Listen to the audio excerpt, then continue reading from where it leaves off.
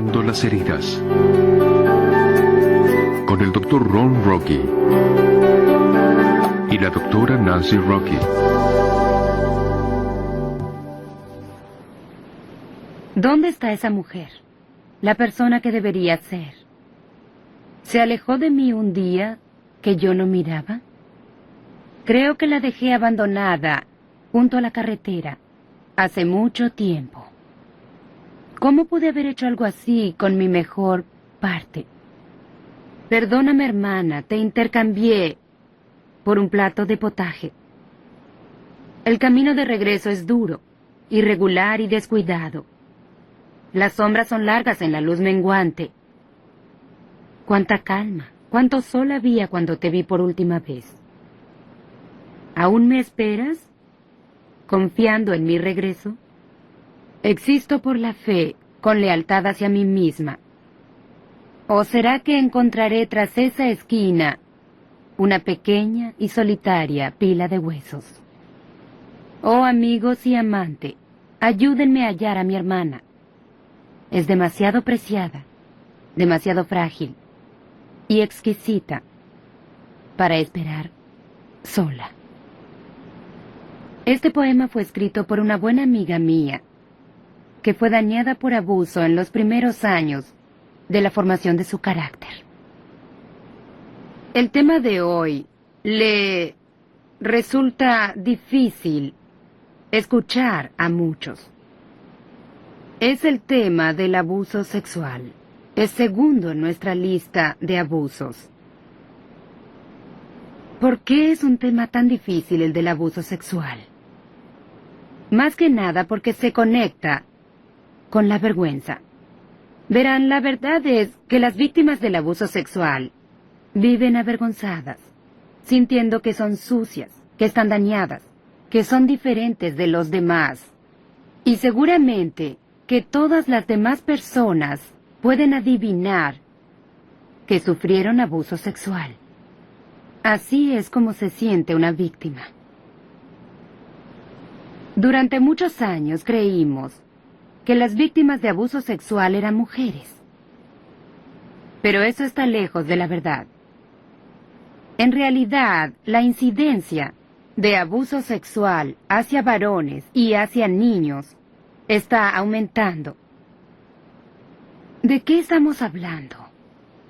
¿Estamos hablando de mujeres que incestan o acosan a varones? Así es. También hablamos de acoso de varón a varón, que predispone a un jovencito a una vida de adicciones sexuales y a no saber si es hombre o mujer, o a intentar probar su masculinidad con conductas de macho y por conquistas sexuales múltiples. Créanlo o no, el abuso sexual masculino es devastador para la víctima. Pero ahora vamos a definir qué es el abuso sexual. El abuso sexual se presenta en dos formas. Primero está el incesto. La otra forma es el acoso sexual. Hablemos primero del incesto. ¿Qué es eso? El incesto son conductas sexuales entre dos personas que tienen una relación tan cercana que la ley les prohibiría el matrimonio. Es una madre a una hija, una madre a un hijo, un padre a una hija, padre a hijo, padrastros a hijastros, abuelos con nietos, tíos y tías con sobrinos y sobrinas, primos de la misma familia, y también lo es de quienes tienen la responsabilidad de ser los cuidadores primarios de los niños, como los padres sustitutos y también los padres adoptivos. La segunda forma de abuso es el acoso. Es el abuso sexual entre personas que no están tan relacionadas que la ley les prohibiría casarse. Son extraños en el parque. Son conocidos casuales o amigos. La pregunta es, ¿todo esto involucra solo contenido sexual? ¿Contacto con los genitales? ¿O es más que eso? Ajá, no. El abuso sexual puede ser una mirada, un toque, palabras habladas, todo eso hasta llegar al coito. Y todo esto causa graves alteraciones en el proceso mental, en el proceso de totalidad. Pues hay una razón para ello. Verán, la mente de un niño no está equipada para comprender la sexualidad. Dios pone el entendimiento de la sexualidad en la mente, pero no está disponible para que el niño lo use. Al menos no hasta la pubertad. Para que un niño comprenda la sexualidad, necesita comprender el concepto de causa y efecto. Pensamientos abstractos que el niño no posee hasta la pubertad. Algunos aún después de la pubertad. Además de no estar equipado psicológicamente para comprender la sexualidad, un niño no está equipado físicamente para manejar la sexualidad. Me asombra mucho cómo Dios implanta en el programa que corre en la computadora de nuestro cerebro lo que necesitamos tener para nuestro funcionamiento físico y para nuestro funcionamiento psicológico. Y saben que la verdad es que una niña no es físicamente capaz de recibir el semen de un hombre hasta por lo menos la edad de 18 años. ¿Por qué? Porque Dios diseñó su cuerpo de tal forma que cerca de los 18 años, las células del cuerpo pueden alterarse a sí mismas. La estructura química de esas células pueden alterarse para recibir el semen de su compañero. De hecho, una niña que tiene experiencias sexuales con muchos compañeros a menor edad de lo que necesita o para lo que fue diseñada, puede desarrollar anormalidades físicas en su sistema reproductivo. Problemas como la displasia, que es una condición precancerosa, notoriamente proviene de haber tenido experiencias sexuales con compañeros múltiples a una edad muy temprana. También es interesante cómo Dios conoce nuestros cuerpos. Y no solo eso, conoce nuestras mentes, y algunos se preguntan sobre una mirada o una palabra. ¿Qué efecto tendría eso en un niño?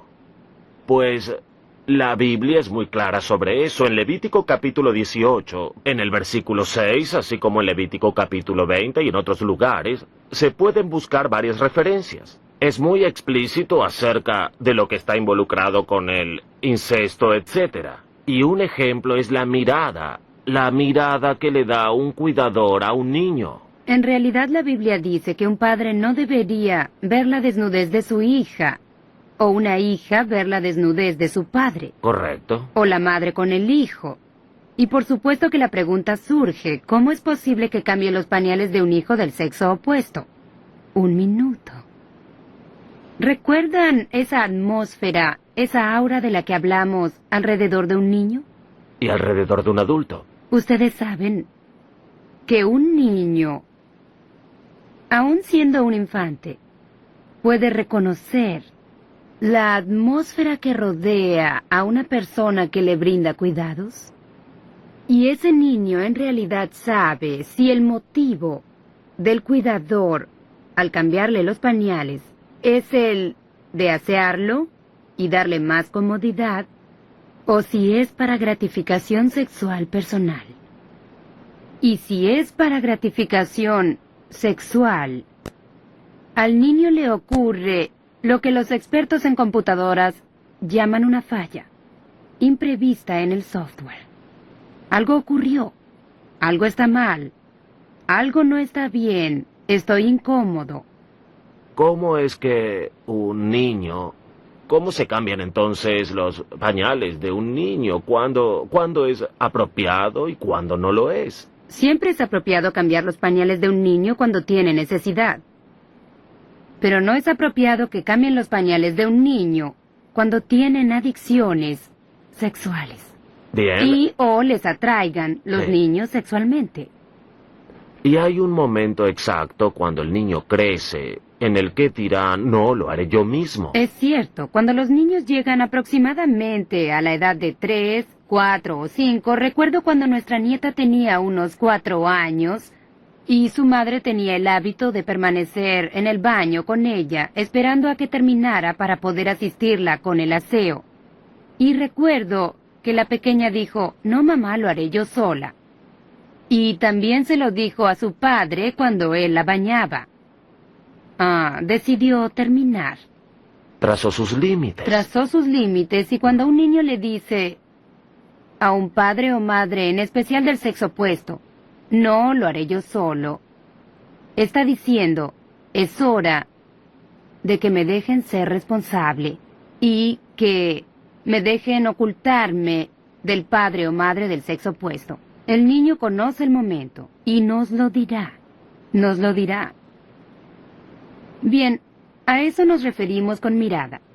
Y saben que hay madres y padres que notoriamente entran al baño cada vez que el niño del sexo opuesto toma un baño o una ducha. Es algo repetitivo, se transforma en un hábito. ¿A qué nos referimos con toque? ¿La mano que se posa demasiado tiempo? ¿La mano que intenta dar una palmada gentil, por ejemplo en el trasero, pero agarra el trasero? ¿Y qué hay del hombre que pone su brazo alrededor de su hija y en el proceso toca su pecho? Y eso es algo repetitivo. Y hay algo más. Aquí la percepción es crítica. Sí. Aun cuando el padre no hubiera tenido ninguna intención o la madre no lo haya hecho adrede, la percepción de ese niño es lo que importa. Saben, me resulta increíble cómo los estudios hechos sobre abuso sexual, y hablo del trabajo del Dr. Bruce Perry, creo yo, de la Universidad de Baylor. Él dice que el efecto más profundo en el niño no es precisamente el abuso sexual en sí, pero es la seguridad, más bien su falta, que el niño siente al compartir lo que sucedió en casa con sus cuidadores primarios. Entonces se trata de... Lo que queremos decir es que no se puede criar en el mundo en que vivimos hijos que son bienes dañados. Desafortunadamente, eso es cierto. No necesariamente dañados sexualmente, pero que serán dañados de una u otra forma, es lo que decimos en general. Pero la clave es no aislarlos y prevenir que se hagan daño. Correcto. La clave es que los adultos seamos tan completos y saludables que un niño sienta la confianza para venir a nosotros y confesar y hablar de su problema, que se sientan seguros de decir lo que necesiten en nuestra presencia. Correcto. Ahora les contaremos 2 historias, una de incesto y otra de acoso sexual. Veremos la del incesto primero, con una jovencita a quien llamaremos Pat. Pat me conoció cuando ella ya era una mujer casada. Y se veía, digamos que en general se veía como una mujer normal. Pero cuando surgió la verdad y comenzó el proceso de recuperación, los recuerdos regresaron y ella pudo aceptar que no solo recibió abuso físico y emocional en la niñez, sino que había sido incestada por un padre alcohólico que les había enseñado a sus otros hijos cómo hacerlo. Y ellos le enseñaron a sus amigos y ella se convirtió en la víctima de todos. Ahora piénsenlo. Incesto, un hombre adulto y una niña de 3 años. Eso debe causar molestias físicas, así como tremendo dolor emocional. Y para que un niño procese esa clase de dolor, el niño suele hacer lo que llamamos disociación. Es como una experiencia extracorporal en la que llevan su mente a otro lugar para poder manejar los daños tanto físicos como emocionales que están sufriendo. Una joven me contó sobre su abuso, el incesto de manos de su padre. Ella dijo, no recuerdo un momento en mi infancia hasta los 16 años en que no estuviera sucediendo el incesto. Y me dijo, cada vez que sucedía, se llevaba a cabo en mi cama. Y yo me elevaba al techo, al otro lado de la habitación, y miraba hacia abajo en mi cama a una niña que estaba siendo lastimada por su padre. Esa era la única manera en que podía tolerar el abuso tanto físico como psicológico. Eso se llama disociación. Y esa es la técnica que usan con frecuencia las personas que recibieron abusos sexuales. En realidad, la técnica no se limita solo a las personas que fueron abusadas sexualmente. Es una técnica que casi todas las víctimas de abuso utilizan. ¿Qué le sucede a una niña que fue abusada sexualmente? ¿Cuáles son los resultados? ¿Qué clase de conductas podemos esperar de ella? Una de ellas, y la más triste, es la automutilación. Verán, esa joven víctima perdió el sentido de identidad. Es difícil saber que están vivas. Algunos dicen que para saber que están vivas deben ver su sangre. Una joven usaba una hoja de afeitar o una aguja de coser para agujerear la planta de su pie, donde nadie podría ver lo que estaba haciendo. Otra jovencita, y creo que ya conté la historia de mi abuso sexual en otro de los videos donde hablé de cómo me arrancaba las cejas y las pestañas. Automutilación. También las tendencias suicidas y numerosos intentos, en algunos casos exitosos. ¿Cuáles son otras de las conductas? Embarazos ilegítimos, embarazos múltiples, uno después del otro, intentando recrear la infancia y encontrando que no pueden hacerlo. Y otra consecuencia del abuso sexual es el impulso sexual, que puede llevar a la prostitución y a las adicciones sexuales. O el lado opuesto del péndulo, que sería frigidez, un temor a las conductas sexuales, miedo al ser heridos otra vez así. Entonces muchas de las jóvenes víctimas viven en temor. Y muchas dijeron a lo largo de los años que una vez que habían sido abusadas, es como si tuvieran una gran B en el pecho, que dice, adelante, ya soy una víctima, dáñame otra vez. Y el abuso parece repetirse varias veces. El incesto, de la mano de alguien que es un cuidador primario o de relación cercana, es muy devastador.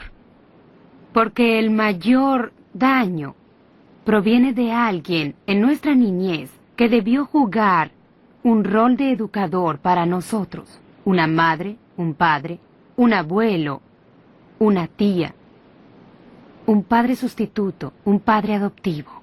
¿Un hermano o hermana mayor? Hermanos mayores, sí, por supuesto. Ahora veamos el acoso sexual, que son las conductas sexuales entre personas que no están tan relacionadas que la ley les prohibiría casarse. Y les contaremos la historia de Jill, quien, Dios la bendiga, fue acosada por primera vez a los 6 años. La recogió un sujeto con un puñado de caramelos de regreso a la escuela después del almuerzo y la trajo hacia el auto y le prometió llevarla a la escuela. Pero en cambio, la llevó a una sección arbolada del parque. Se expuso, la obligó a tocarlo hasta que estuvo satisfecho y luego la llevó a la escuela. ¿Cómo explica esta niña por qué se retrasó? ¿Qué palabras usa una niña de 6 años para describir lo que le ocurrió? ¿Recuerdan la vieja ley de la mente sobre el miedo y lo que nos produce? Nos paraliza. Y eso es lo que le sucedió a Jill. Cuando su maestra, enfadada porque Jill se había retrasado, le preguntó ¿por qué llegas tarde? Ella se paralizó, no salían palabras de su boca, no sabía qué decir.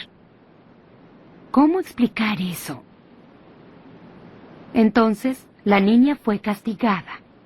Se sentó en una silla al frente de la clase con un bonete en su cabeza. ¿Castigada por qué? Castigada por haber sido abusada sexualmente por otra persona. Ustedes pensarán que correría a casa a contarles a su madre y a su padre. El hogar no era un lugar seguro. Su madre era un despojo emocional. Su padre era un hombre muy colérico. Entonces temía decir la verdad en casa. Por años, entró y salió de terapias y grupos de apoyo. Incluso fue encarcelada, por así decirlo, en un hospital para enfermos mentales. Y aún no llegaba al fondo de la causa de su dolor. Cuando vino, presentaba un caso que yo ya había visto. Lo había visto en el espejo. No tenía cejas o pestañas. Quería saber por qué. Le pregunté a qué edad había sido abusada sexualmente. Y eso la enfureció, no quería hablar sobre eso. Y me dijo que nadie le había preguntado eso antes y que tenía eso que ver con sus cejas y pestañas, bla, bla, bla, bla. Y finalmente, cuando sacó sus frustraciones, le dije, ¿sabes qué? Aún no me has respondido. Necesito una respuesta. Y ella me dijo, pues tenía 6 años. Y luego me contó la historia que compartí. Qué triste. Pero qué asombroso cómo la verdad nos hace libres. Y hoy, Jill es una enfermera. Está activamente involucrada con la sociedad. Ha construido una relación con su madre, quien no quería ser vista en público con ella, porque no tenía cejas ni pestañas. ¡Wow! ¿Lo ven? La recuperación es posible. Ahora les contaré lo que sucedió con Pat. Cuando sus recuerdos regresaron, ella pudo trabajarlos y de pronto... Y ella también los verificó con sus hermanos. Es correcto, no eran historias inventadas. Sus hermanos mayores pudieron verificarlo. Y hoy se ha convertido en una luz en la comunidad. Le preguntan si se cambió el color del cabello, porque ella solía estar deprimida y hosca y triste. Y ahora es burbujeante y efervescente. Incluso se convirtió en la consejera laica del lugar donde trabaja. Las personas acuden a ella con su dolor porque ven la transformación en ella. ¿Creen que el abuso sexual resulta en algunos problemas psicológicos? Por supuesto. ¿Cuáles son? Bien, los 4 de los que hemos hablado. Falta de valor, miedo, cólera, tristeza y depresión. ¿Y recuerdan la conducta resultante de la que hablamos? ¿Sabían que el gran porcentaje de prostitutas, y creo que es el 95% de las prostitutas en la calle, fueron víctimas de abuso sexual en su niñez, usualmente incesto de parte de su padre? ¿Y saben qué hacen allí en las calles? Buscan un padre saludable y completo. Y Dios las bendiga, jamás lo hallarán. Porque los padres saludables y completos no visitan prostitutas. Y se convierten en adictas a las drogas, alcohólicas. Muchas cometen suicidio. ¿Por qué?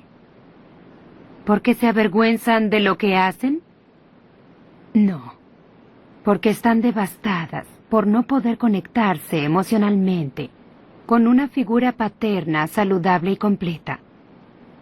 Y tienen una gran dificultad conectándose con Dios.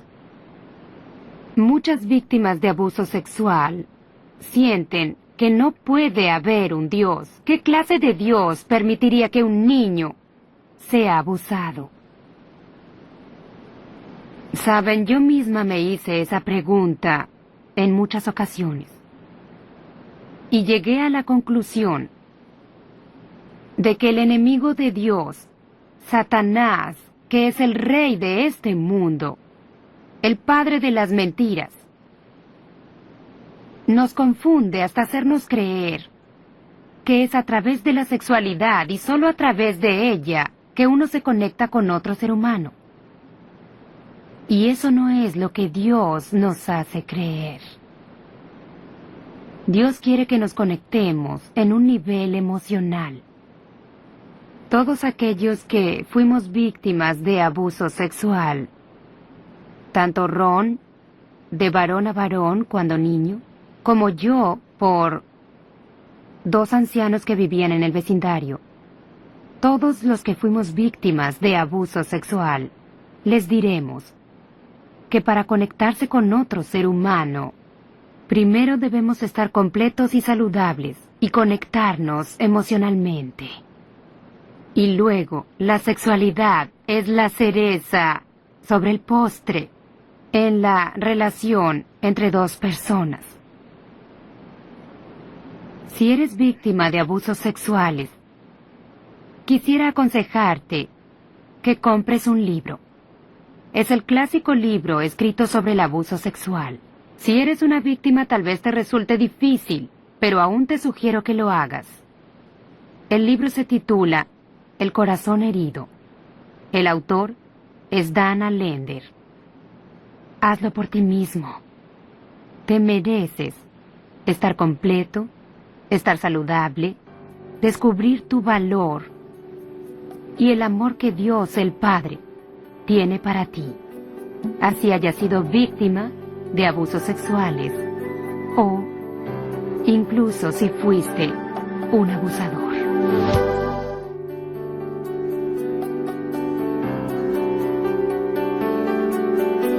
Sanando las heridas. Con el Dr. Ron Rocky y la doctora Nancy Rocky.